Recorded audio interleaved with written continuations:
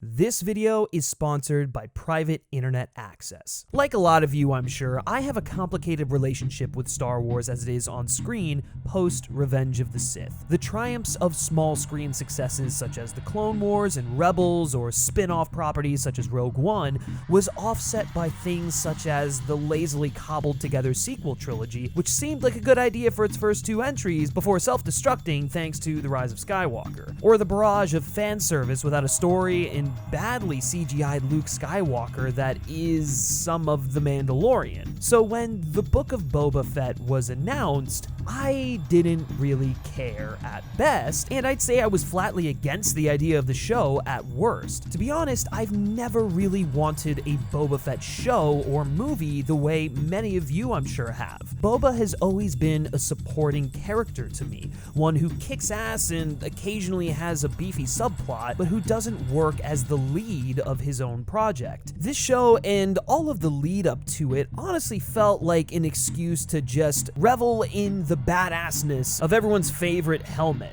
This feeling didn't immediately dissipate for me when the series finally dropped. Even watching the first episode, I was pretty unimpressed with the heavy emphasis on flashbacks, the disinterest the show seemed to have in its own present-day story, and figured we were in for a fan-servicey mess. But then I got to the second episode, one which, despite still being firmly rooted in the past, felt like the most complete portrait to date of Boba Fett the character and a massive expansion of Star Wars lore all in one. I felt like maybe, just maybe, I had been dead wrong about this show. Not that it was perfect, I have notes about those earlier entries, but the entire point of the show in episode 2 just seemed to click for me. And you know what else clicked? You, as you grab that mouse and click your way to true internet privacy with the sponsor of today's video, Private Internet Access. Private Internet Access is the world's most transparent VPN provider. With more than a decade of VPN expertise, Private Internet Access has been downloaded more than 30 million times by web users just like yourself who are looking for the next level of both protection and international access while they browse. By changing your IP address and rerouting your traffic through an encrypted tunnel, your activity can be hidden from your internet service provider, administrator, and government censors, while ads and malicious websites are blocked by Private Internet Access's top-grade security infrastructure.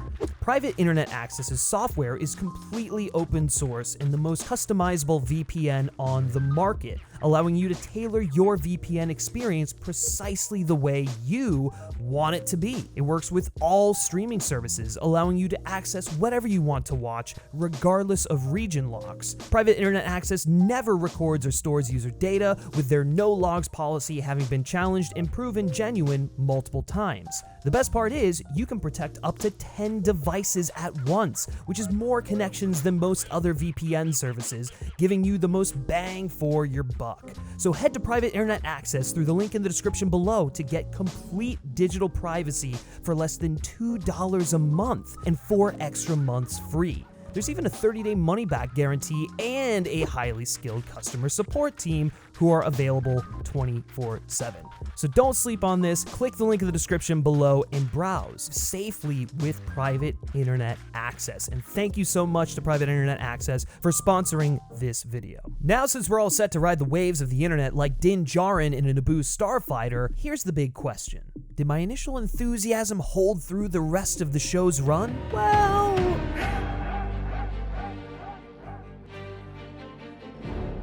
I'd say that almost to the minute, the first half of the Book of Boba Fett really grabbed me. It's pretty decent, actually. I mean, the show really hits its stride when it digs into actually being a space western, something which I'd say from an aesthetic and filmmaking perspective, the Book of Boba Fett actually does a better job of than The Mandalorian. And the one universally excellent element all the way through is Temeura Morrison. I mean, when he's on screen, at least. No, but seriously, the dude hasn't gotten to flex his acting chops this hard since Once Were Warriors. Right from his fiery exit through the stomach of the Sarlacc, the first 4 episodes of the Book of Boba Fett make a serious case for Boba as a lead character rather than a supporting one. and Morrison is the one doing a lot of the heavy lifting to get there. He doesn't tend to have giant stretches of dialogue, which is apropos to the character we know. Morrison instead delivers an exceptional set of performances through his physicality and subtle facial cues. That's the thing we've got to establish right out of the gate. Temeura Morrison is perfect in every single scene he's in. Beyond the performance, the depths of the character of Boba Fett actually intertwine with Morrison in an extremely powerful way. I'm actually incredibly impressed and thrilled that they incorporated elements of Temeura Morrison's Maori heritage into the character's development, especially during his time with the Tusken Raiders. I just think it's really interesting though, because Boba is a clone and so never grew up with a unique heritage the same way Jango did, or the other Mandalorians. So the show is really exploring how the forgotten or disowned Mandalorian is finding his own heritage and family with the Tusken Raiders and embarking on a path of self-discovery. The whole concept of being an adopted child and shedding a good light on the good a foster family or community can have on an individual is incredibly strong here. It's almost absurd how well this works and how natural it feels because this is a Boba Fett show, but it really makes sense here. It's kind of akin to how they humanize the clones, only more focused and more effective since Boba is technically the son of Jango Fett. It's also always been interesting to me how Jango left the Mandalorian tradition and Boba was raised isolated from that, but when his father died, he was basically left with nothing, which is why it makes sense that Boba would be scouring the galaxy looking to belong, and when he eventually finds a community that embraces and accepts him, the bounty hunters in his younger days and the Tusken Raiders now, he proudly owns it. That's just a beautiful direction to take what has often otherwise been a hollow, two-dimensional character in Star Wars of the past. The Book of Boba Fett could have taken the easy way out with its title character, and at first, I thought it was. But you know what? I'll be damned. They actually made him a character. His vision sequence gave me the impression that another of Boba's big motivations is breaking the same cycle of life that doomed his father. The show is teetering on land back messaging, engaging colonialism head on, and it's fire, man. Like, this is seriously the kind of stuff that I've been waiting for from Star Wars and that we've been deprived of for a while now. The way that Episode 2 actually makes use of pretty much every minute of runtime to explore this is awesome. Honestly, my biggest flaw at the time was just the imbalance between the storyline of Boba's past with the Raiders and the present with him seizing control of Mos Espa, which honestly feels like a bit of an afterthought. It's almost like the story in the present is of little importance and they really just want to focus on the new Boba origin story. The real stars of this series, in any case, are Boba and the Tusken Raiders. To that end, in Episode 2, at least, the whole show really clicked for me on a deep level, where The Mandalorian is about how unwavering adherence to tradition can isolate people, both physically and emotionally, and enculture people to do and believe radical things they don't fully understand, with Mando opening up to different perspectives and experiences that directly challenge the way he has always lived his life. The Book of Boba Fett is about the value and sanctity of tradition and how it can foster a sense of community and purpose within people, even in the face of overwhelming oppression and marginalization. Both perspectives have merit. It's amazing how the show's captured the nuance it takes to articulate both of these antithetical perspectives without creating a thematic contradiction. So far, at least, they've really threaded that needle. I think the concept of found family is probably what is keeping these ideas in harmony. It's the fulcrum on which yin and yang are balanced. I kept expecting this show to circle back to the Raiders, but by the end, I kind of realized it didn't have to. The subtext of the flashbacks explains everything about the present story that we need to know. Boba is fighting a war against those who seek to impose their rule on other people's land. That's what his time with the Raiders taught him, and the Hutts are the logical antagonists in that ideological battle, manifest on a character-to-character level given Boba's history with the Hutt family. Episode 1 might have been shuffling the deck a bit, but by the end of Episode 2, I really felt at home with the Book of Boba Fett. But again, that's 2 episodes into the series. Now, Episode 3. First off, It wasn't as great as 2, but it still worked overall. The way it's weaving in the larger land-back narrative is remarkable. Call me crazy, but this is the most interesting stuff Star Wars has done in a while. I at least appreciate the ambition, which sets the show apart as being far more than just Mando with a different coat of paint. Now, on an aesthetic level, Episode 3 is a bit of a letdown from a filmmaking perspective. Directed by Robert Rodriguez, it's basically just an extended version of his episode of Mando, aka the worst episode of Season 2. He just can't help but make everything look fake and anti-cinematic. He directed Episode 1 as well, and it's telling. The Boba Fett street fight in Episode 1 is very lethargic and unmemorable, but that's nothing compared to the cringe, lame bike chase in Episode 3. There's poorly executed speed ramping and mediocre set-piece beats galore, all just to find out that the mayor has gone to Mos Eisley. It feels like a burst of action for people who watch Star Wars for the pew-pew and lightsaber duels, and that kind of pandering is the franchise's biggest problem, and we'll get more of that as we continue. The silver lining is that we get past this scene quickly enough, and for what it's worth, I don't hate the biker gang themselves. I just don't like the chase scene all that much. Oh, what's that? I hear you groaning about the fact that I actually like the mod squad. Well, here's something. The incessant complaining about the bikers is just ridiculous. Why does Boba just immediately enlist them? Well, I don't know. Maybe it's because at one point in his life after the death of Jango, Boba was a troubled kid, just like that squad. He had a bit of a rebellious angst, fight the machine streak going for him. Just watch the Clone Wars if you doubt that, and can see that these troubled youths just need something. A purpose, involvement, and inclusion. Things which Boba was deprived of in his youth, but found as he came into adulthood, and especially in his middle age through the Tuskens. He's learning to foster a community.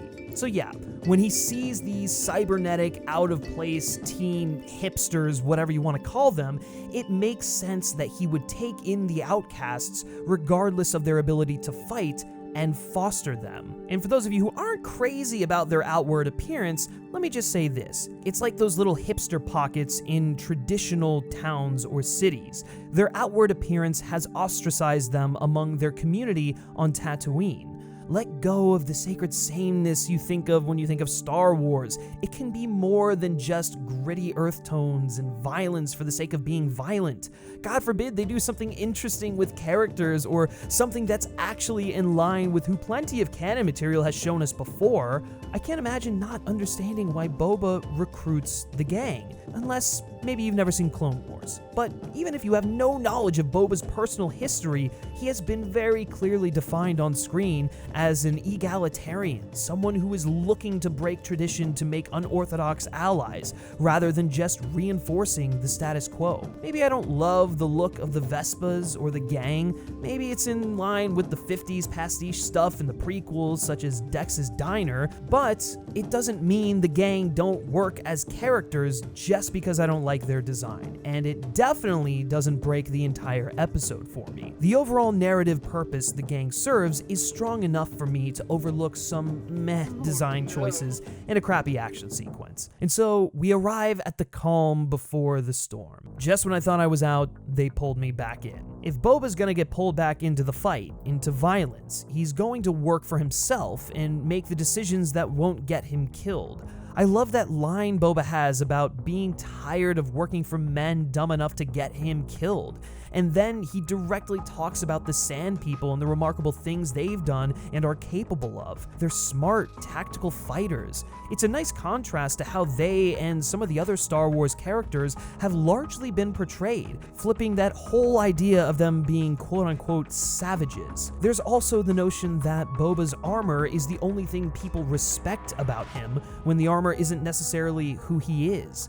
Boba's forming his own house, his own family, kind of like what he was trying to do in the Clone Wars, teaming up with the bounty hunters, some of whom respected him, others who used him. When you add in being a bounty hunter, an isolated, thankless, frowned-upon occupation, a group of solo misfits who are used by the system, and Boba being Jango's son, who isn't even accepted by his own people and culture, Boba creating a foster family that cares for each individual under his watch makes perfect sense. In the words of Boba, "I'm tired of our kind dying because of the idiocy of others." He's taking the community that originally took him in after his father's death and infusing it with the respect, honor, and loyalty he learned from his adopted tribe of the Tuskens. It's a beautiful way to interweave the ideas planted in the first 3 episodes, a cumulative way to show the loneliness of bounty hunters, especially those who have been in the game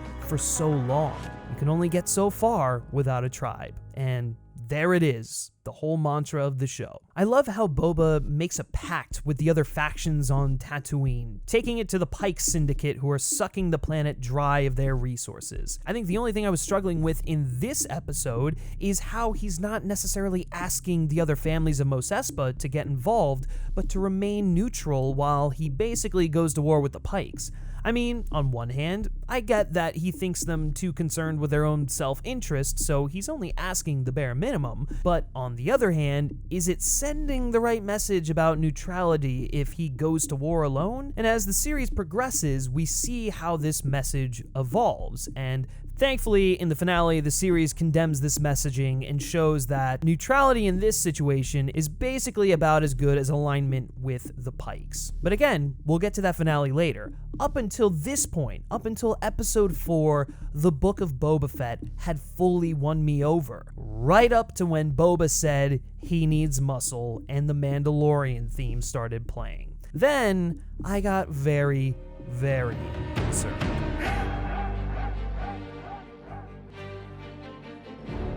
It should truthfully be impossible for my entire opinion of a show to do a complete 180 shift because of a single episode. And yet, here we are, because episode 5 of the Book of Boba Fett isn't an episode of the Book of Boba Fett at all. It's the season 3 premiere of The Mandalorian, as I'm sure you've heard many people online say. I mean, think about this episode and the way that it's structured. The entire opening reestablishes Mando's skill set and occupation after a minor absence from seeing him on screen. The inciting incident for an entire season of television, Djarin being forced to find his way after being shunned by his people after they turn his Beskar spear, something which he shouldn't have, into armor for Grogu, sends us to Tatooine for Mando to retrieve his ship. And okay, Fennec shows up at the end to draw him into the Boba Fett story. I can get behind that, except when he heads off to see Luke and Grogu. I mean, I don't know how to really reconcile the fact that this is a season premiere, not an episode of Boba Fett. Boba's own show gets hijacked from him almost out of nowhere. But okay, let me try to reconcile with this anyways. We'll call it Mandalorian Season 3, Episode 0, within Boba Fett. Does the episode at least work on a thematically resonant level? Well, actually, kind of. Boba and Din aren't so different from one another.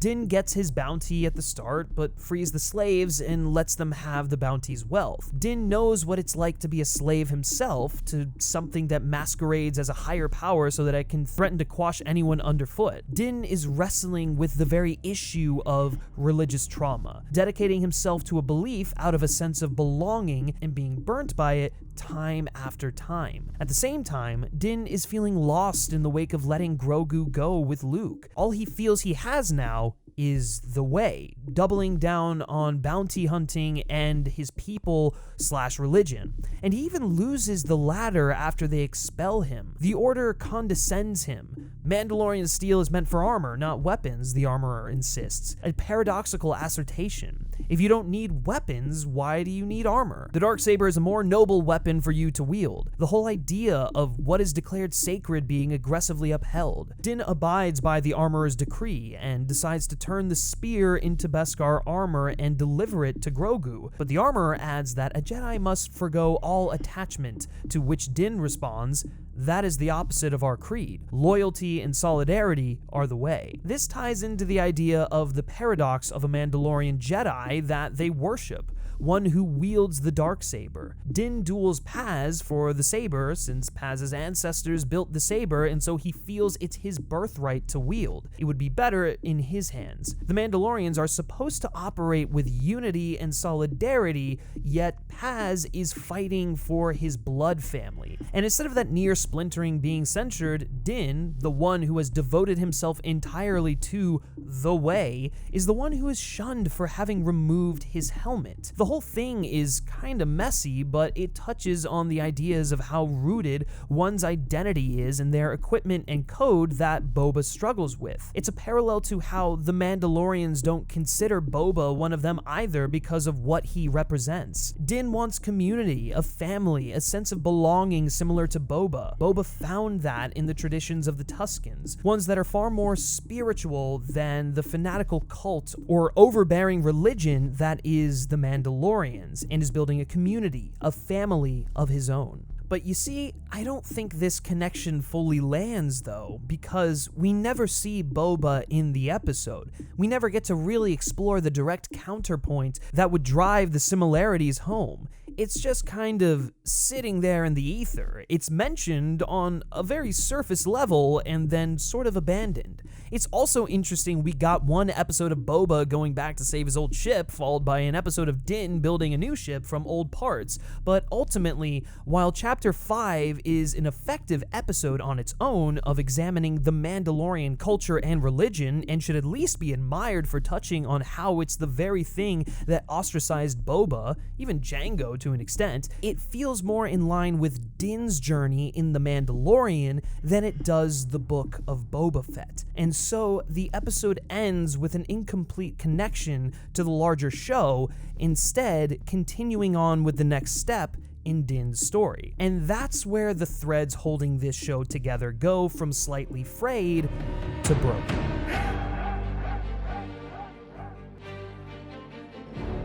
Oh, episode 6. You might think at first that we're largely back to our regularly scheduled programming, with only a brief aside for Grogu because Cobb Vanth returns. Surely we're not about to get an egregious episode of aimless, meaningless fan service, right? In Chapter 6, we return to the good old Western sensibilities, and since the show seems to have forgotten the messaging of its earliest episodes, we also get to see Vanth dumping the spice back into the land like a true supporter of land back initiatives that he is. So we're all good, right?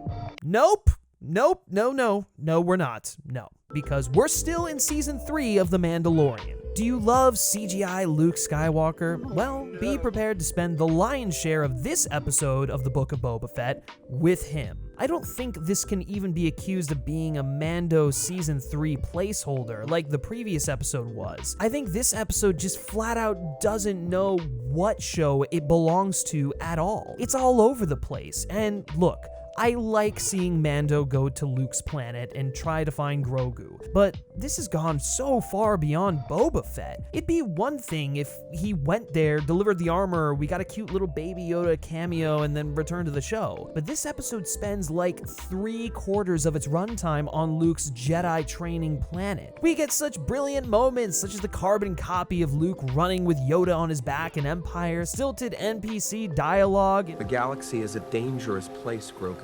And floating frogs. But Griffin, some might plead, this is relevant to the larger story. Okay, you know what? I'll bite. If I had to draw some comparisons to Boba, it's how Grogu's time with Luke is exploring the element of choice the same way Din was in the previous episode, and Boba has been for the previous 4 episodes. It also further contrasts the idea of the Jedi as a religion versus the Tuskens and their spirituality. How they're a bit more accepting of outsiders like Boba and give him the things that he needed, as opposed to the Jedi, who really deprive all of their younglings and Padawans of the very things that make them a living, breathing being. And that's really all I've got. I mean, the episode is truthfully telling 2 different stories that you can kind of connect the dots, but they just never properly come together. And you know what? I really just want to get back to Cobb Vanth and Timothy Olyphant. No? Really? We're not going to? Okay. Well, while we're on Luke's planet, let's talk about that CGI Luke. He may look new and improved, but the nature of his resurrection, using Hamill's likeness and not even hiring a voice actor to deliver the lines, but mining old audio to stitch together a performance and completely perverting the nature of acting and entertainment, is far more nefarious and dangerous from an industry standpoint, and we're subjected to a lot more of it this time around. Like I alluded to before, it's a very hollow, wooden AI performance. I mean, it's kind of incredible when the puppet of Grogu seems more lifelike than android Luke, but I digress. It just makes the overall invasion of the Boba Fett show less palatable. It hijacks the narrative to the point where our objective and main character are being eclipsed by Mando and legacy fan service.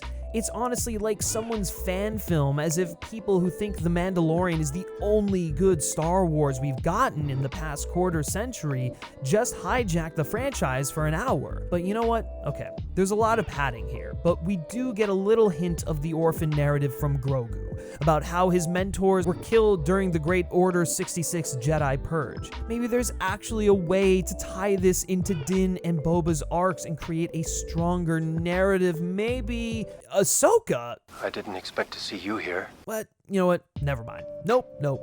We really have just hijacked this show for a fan service overdose. I know there are going to be a lot of people who insist that Ahsoka needs to be here because of her conversation with Din. Are you doing this for Grogu or doing this for yourself? As a Mandalorian foundling, the armor is Grogu's right, but he's now also a Jedi Padawan. This is exactly the arc that Boba is going through, being a child of two worlds, accepting all the heritage that shapes him, finding that balance, and it's also what Din hasn't quite found. And Din having to give up seeing the child for Grogu's betterment is the most selfless thing he could do, and is the very opposite of the way. That showed real growth. So sure, the conversation has resonance. But is there a reason why Luke couldn't have been the one to have the talk with Din? Not that I want more CGI Luke, but you know, if he's there, might as well have him interact with Din.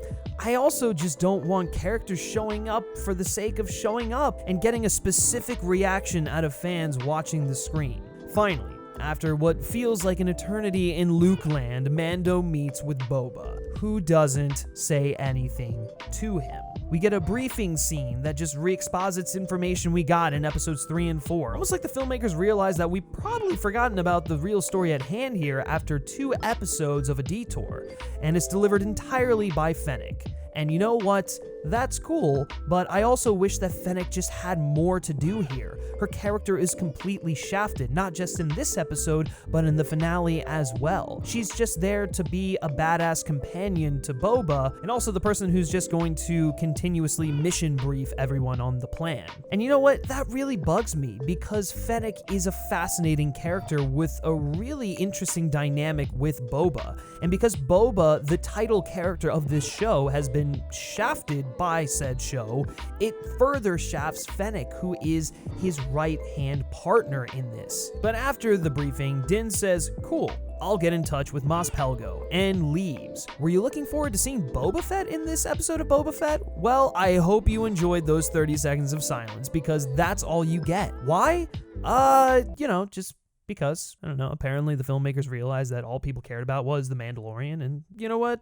Fuck you. At least that's what the story team seems to think of people who watch the Boba Fett show for, Boba Fett. So anyways, Din wants Cobb Vanth to give Boba the army he needs. Okay, just why is Boba not doing any of this? I mean, I understand that Din is the one with the connection to Cobb Vanth, but why doesn't Din take Boba with him? Does Boba not have any pull outside of Mos Espa? Is he not capable of recruiting the muscle? I mean, they are fighting for him, so why wouldn't he go with his closest allies to appeal to the very muscle that he needs to recruit? Boba doesn't need his show or his agency as a character hijacked like this. And then Cad Bane returns, but it's a little too late. And as great as this particular piece of fan service was, and for as much as it made sense to the story, it also just overpopulates and further convolutes everything that's going on here. I mean, we just saw Ahsoka, Luke Skywalker, Cobb Vanth, Mando, Fennec, Grogu, Chrysanthemum, the Mod Squad, the people of Freetown, and now we're just adding Cad Bane into the mix, almost as if he should have been introduced far earlier than this. It's not that I have a problem with Cad Bane being involved in the series. His involvement actually makes a lot of sense, and I wish that the filmmakers would have introduced him earlier on. I do like how he is all in on profiteering. Like, it makes sense that this guy with no morals, no allegiances, would side with the colonizers if it keeps his pockets lined. Cad Bane, a man without principles, morals, or a code. He aligns himself with whoever is keeping him paid. In the realm of bounty hunters, he's the anti-Boba Fett. Rather than being someone who values respect, loyalty, heritage, community, and so forth, he values his bottom line. That's really cool. It's just too bad they don't really bring him back as an adversary to Boba rather than as an adversary to the Mandalorian, given how he shoots a core character from that show instead. But okay, the stakes are raised. Let's just see where this goes. Back to Luke training Grogu. Oh joy, Luke gives Grogu a choice between Yoda's saber or Din's armor. Grogu must choose to either be a Jedi or, as Luke puts it, give in to attachment and a family with Din, which at first seems antithetical to any attempt this was making to connect to Boba's arc. Shouldn't one be able to embrace both sides? Well, yeah. And I think that's the point of the scene, to pose a harsh and impossible adult question to a literal child who manages to think more freely than anyone else here. Dave Filoni continues the critical and damning look at the Jedi established in Lucas's prequels, further developed in the Clone Wars animated series, and which is in conversation with what Rian Johnson was attempting to say about Luke and the Jedi Order in The Last Jedi. The point was to show how Luke wasn't breaking the wheel. He was so ingrained in the antiquated, flawed ways of the Jedi. Even though he himself wasn't trained traditionally and managed to help save an entire galaxy from the Empire, he's still very much perpetuating the problem with the Jedi and their tradition. The reality is, you can embrace both sides. It's not a binary thing. Just like Din can be both a Mandalorian and something more, and Boba can be a Mandalorian, a bounty hunter, and an adopted child of the Tuskens. All joking and exaggeration aside, the problem here isn't that Luke Skywalker and these other characters show up. It's fun to have these things incorporated into the story, but they have to serve the story, be organic, and say something about the thing that you're incorporating.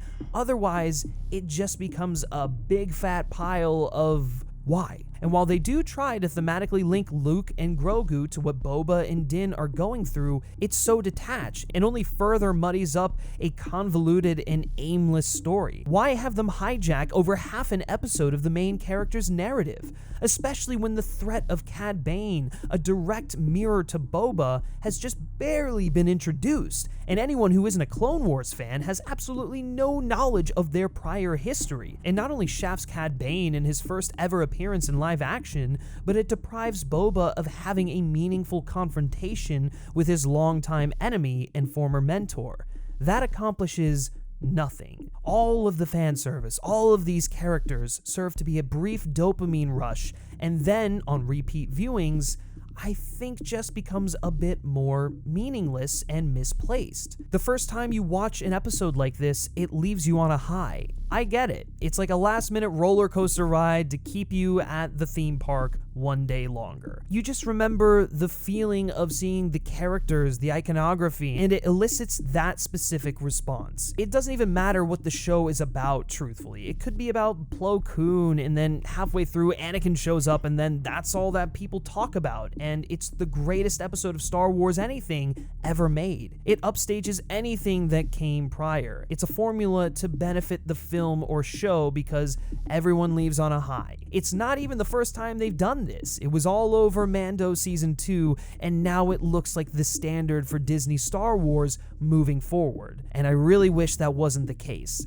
They could have easily just called this show something else. And it's astonishing to me that we're talking about all of these things, all of these characters and moving pieces in a show that should be as simple as being about Boba Fett. There were so many interesting directions they could have gone in that focused on the themes they were exploring. It could have been a great opportunity to explore the shared experiences Din and Boba have gone through, or contrasting Boba's time with the Tuskens or Din's religious trauma as a foundling. It's also just weird that they don't even try to involve Boba in any of the stuff with the backup. Like, it's one thing to bring in these specific characters to spice stuff up, but to act like Boba isn't even in the series for 2 entire hours of it is so weird. It's like they realized the Boba episodes were a subplot in a regular season of television, but only realized it after they had already gotten halfway through making it the A story of its own show. There's just too many threads going on and they overcomplicate the narrative. If there was more than 1 episode left, fine,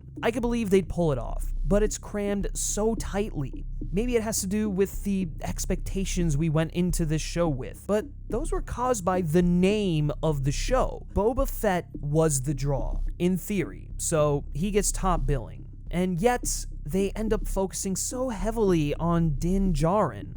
I don't know. But maybe not all is lost. It'll be rushed and messy no matter what. It's impossible to wrap all of this up in a single episode, but maybe, just maybe, the finale can course correct and finally explore the dichotomy of Boba Fett.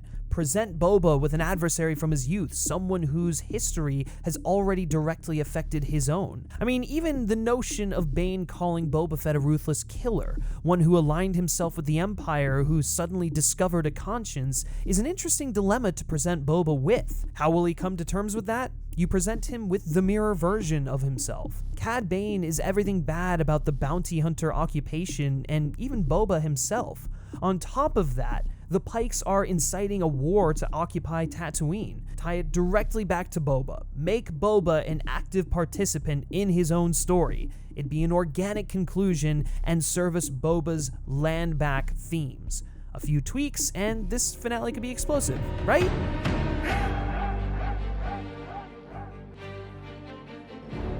Well, not really. I mean, there are explosions. It's the Battle of Tatooine, right? Kinda. It's like a street on Tatooine.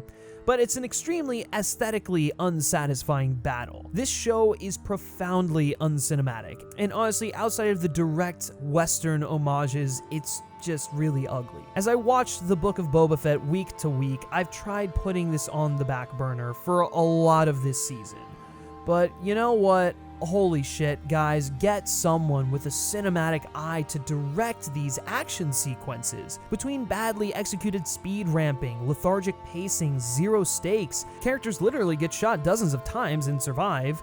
The action in the Book of Boba Fett is a weird combination of cheap, unfocused, overly melodramatic, and uninspired. And if this was a better written show, if it was more character-focused, then maybe the uninspired second unit work could be overlooked. But instead, it's just the cherry on top of the multitude of problems with the Book of Boba Fett. It's both a blessing and a curse that Bryce Dallas Howard returned to direct an episode of this show. It's a blessing because, for the only time in the series, save for maybe episode 2, an episode of this show could actually stand shoulder to shoulder with the direction of the cinematic Star Wars. It feels premium. And we're paying for a premium service, aren't we? Her work looks absolutely terrific, and it has a strong vision from front to back. The downside to this is that the work of the other directors pales in comparison, especially the Robert Rodriguez episodes.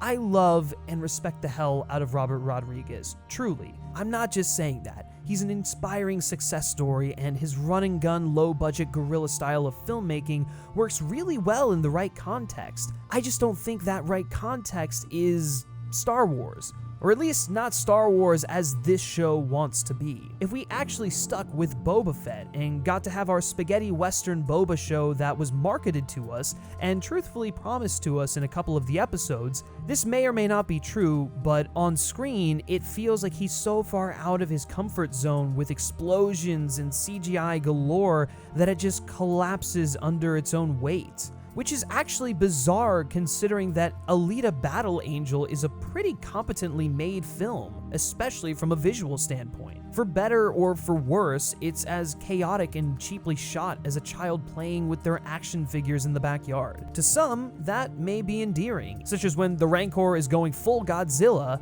It is, but after a while, it begins to grate.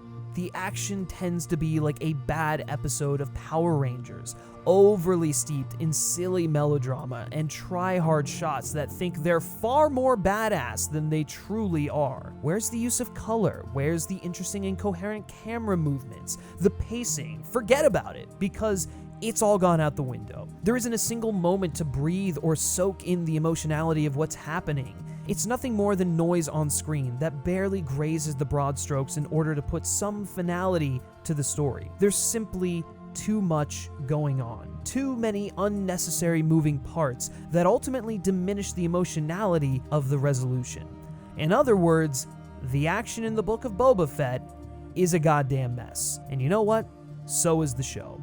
Okay, so to sum up the finale and really the show as a whole, it was anticlimactic because, surprise, surprise, all of the characters and story beats were incredibly rushed. The endless run-on action noise that makes your eyes glaze over and actually diminishes the emotionality of Grogu and Din Djarin's reunion, something that truthfully should have been saved for a future season of The Mandalorian. The use of Cad Bane was probably the worst part of it. There was hardly a point of him being there. They absolutely wasted this character.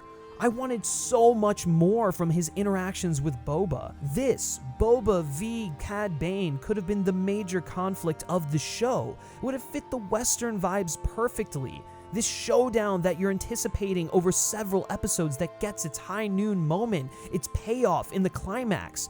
Don't wait until the second to last episode to introduce the character and then the last episode to just bring it up. This could have been one of the instances where the fan service to include him makes sense, especially considering his tumultuous past with Boba, a former mentor who brought out and fostered Boba's angry, bitter, and violent streak, taking advantage of the fallout of Jango's death in order to shape Boba into a ruthless killer who only acts out of self-interest. Poor Boba at the time thought he was finding a surrogate father and family because he was following the lifestyle of his father, a cycle he only knew and thought was the life he was supposed to live. Cad thinks he can just steamroll over Boba, that Boba is nothing more than a cold-blooded killer who has an allegiance to himself and only himself. He sees his reflection, the product of a toxic mentorship, and, like the arrogant Sith Lords who previously employed him, is convinced that his former apprentice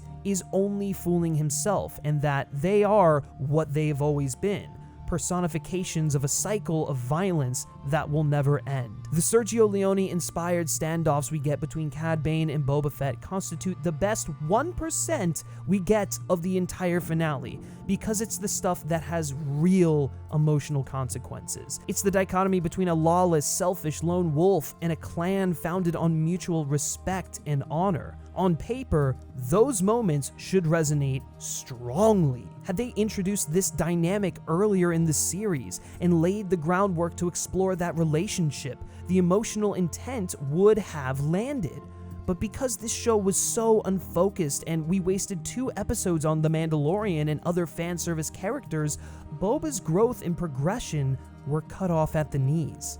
He's the titular character of this show, and yet his arc is impeded. And this grand villain, Cad Bane, is reduced to nothing more than a last-minute plot device to physically pit Boba toe-to-toe with the demons he's been reconciling with the entire series. Only it has to be dealt with in all of 30 seconds because the show would rather have Rancor rampages and rejected droids from Attack of the Clones who look like something from Metal Gear Solid. The societal conflicts fare even worse. Spice is killing our people, Boba declares, but we never really get the full picture of how the spice trade is ravaging Tatooine. Instead, it's more just, hey, the people dealing spice are bad people, so the spice trade is bad. Okay, let's solve this, cool. It's nice in theory that the Mod Squad and the people of Freetown come together to form that balance that has been the core idea of this show and lend us a tiny bit of perspective from the citizens, but it isn't really effective because the show just wants to move on to the big battle, and does, and as soon as the bullets start flying, the show's last chance to really dive into its themes and commentary is shot down forever. Even the character work across the board is just so weak. Boba and Din have this great moment about the Mandalorian creed. Boba will not cut and run. He will die in the name of honor. Din stands alongside him even though Boba thinks that the ethos of Din's reasoning, the Mandalorian code, is bantha fodder. Instead, it's the idea of honor and respect about going out fighting honorably that connects them, doing something good and protecting the people they love and care for. It's a really interesting discussion that gets undercut by the Major Domo, who might be the most annoying Star Wars character I've seen in quite some time. And again, the bullets start flying right after this, and so the exploration of the parallels between Din and Boba, their opportunity to experience character growth opposite one another, that goes out the window along with the rest of the commentary and larger themes. And for as much as we've seen of Tatooine, this could have been the perfect opportunity to really explore the people and cultures of the planet. And it deserves better than the stomping ground of another imperial rule. It has purpose, people, and character, beliefs, traditions, and a community. And we just barely get to scratch the surface of what's there. And if you're going to use a fictional place as a commentary on inequality, humanize it more. Make us know these people. Tatooine has now been in 6 Star Wars films and countless episodes of Star Wars television. Mine the untapped regions of it and uncover the richness below. After all is said and done, we get the big boring battle. Fight, fight, fight. Shoot, shoot, shoot. Boba and Cad have a 30-second confrontation. Din has a whole battle with the Rancor for reasons. I mean, a literal add-on fight that just pads the runtime. Fennec goes and murders the remaining bad guys of the show, and then that's it. It's another, and this issue extends way beyond Star Wars for once, Disney Plus series rushed ending. Very similar to WandaVision. And at the end of these 7 episodes, I'm left wondering why. What was the point of the Book of Boba Fett? Fan service? That's the best I've got. Disney won again. They sucked us in to another season of Star fan service wars. I guess now that they've really gotten what they wanted out of us, there's no reason for us to stick around. Who am I kidding? We'll all be back for Kenobi.